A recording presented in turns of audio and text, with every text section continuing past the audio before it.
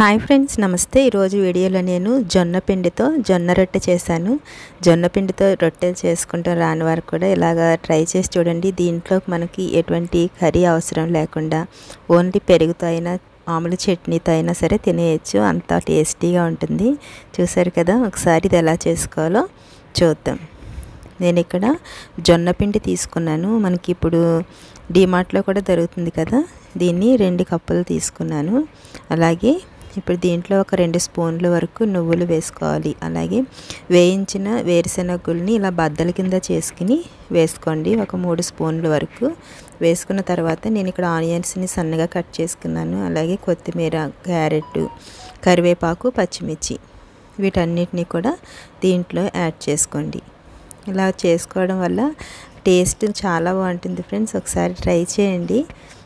చూడండి, ఇదంతా వేసుకున్న తర్వాత సరిపడినంత సాల్ట్ వేసుకోండి. ఒక 1/2 టీ స్పూన్ కారం, అలాగే ఒక 1/4 టీ స్పూన్ పసుపు వేసుకున్న తర్వాత ఒక 2 స్పూన్ల వరకు ఆయిల్ వేసుకోండి. ఆయిల్ వేసుకుని ఒకసారి ఇలాగా ఇదంతా పిండి అంతా పట్టేటట్టు కింద ఇలా కలుపుకోండి. మనకి వాటర్ ఎంత పడుతుంది అన్నది తెలుస్తుంది. మనకి ఇది అప్పటికప్పుడు పట్టించిన పిండి అయితే, మిల్లు నుంచి తెచ్చిన పిండి అయితే కనుక మనకి తక్కువ వాటర్ పడుతుంది ఫ్రెండ్స్. ఇది మనం ప్యాకెట్ పిండి వాడుతున్నాం కదా. ఇప్పుడు నేను ఇందులో వేడి నీళ్ళు వేస్తున్నాను. ఇది కొంచెం వేడిగానే ఉండాలి, మీడియంగా ఉంటే సరిపోతుంది. ఇలా కొంచెం కొంచెం వాటర్ వేసుకుంటూ కలుపుకోండి. మనం చపాతీ ముద్దకి ఎలా అయితే కలుపుకుంటామో అలా కలుపుకుంటే సరిపోతుంది. చూడండి, నేను 2 కప్పుల వాటర్ని వేడి చేసుకున్నాను. ఇలా కలుపుకోవాలి. చూసారు కదా, ఇప్పుడు దీని మీద తడిది ఏదైనా క్లాత్ వేసుకుని పక్కన పెట్టుకోండి ఒక 10 నిమిషాలు. చూడండి, నాకు ఈ వాటర్ మిగిలినవి. ఇప్పుడు మనము 10 నిమిషాల తర్వాత ఇది రొట్టె ఎలా చేసుకోవాలో చూద్దాం.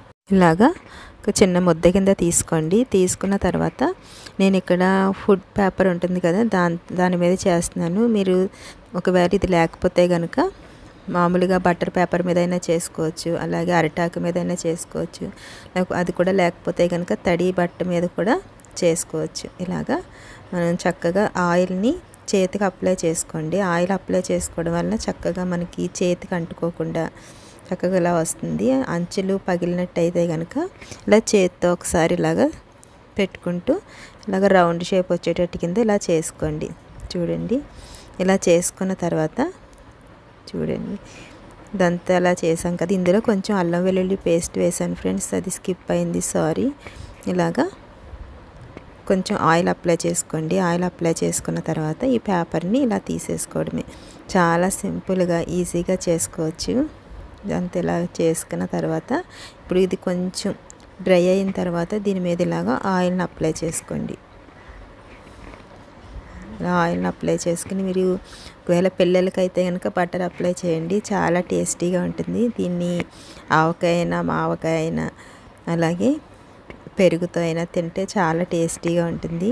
చూసారు కదా ఫ్రెండ్స్, ఫస్ట్ టైం నా వీడియో చూస్తున్నట్లయితే ప్లీజ్ సబ్స్క్రైబ్ చేసుకోండి. అలాగే పక్కనే ఉన్న బెల్ ఐకాన్ క్లిక్ చేస్తే ఆల్ అనే బటన్ వస్తుంది, దాన్ని ప్రెస్ చేస్తే నేను ఏ వీడియో పెట్టినా మీకు నోటిఫికేషన్ వస్తుంది. అలాగే మీకు నా వీడియో నచ్చినట్లయితే లైక్ చేయడం మాత్రం మర్చిపోవద్దు please. Okay friends, thanks for watching.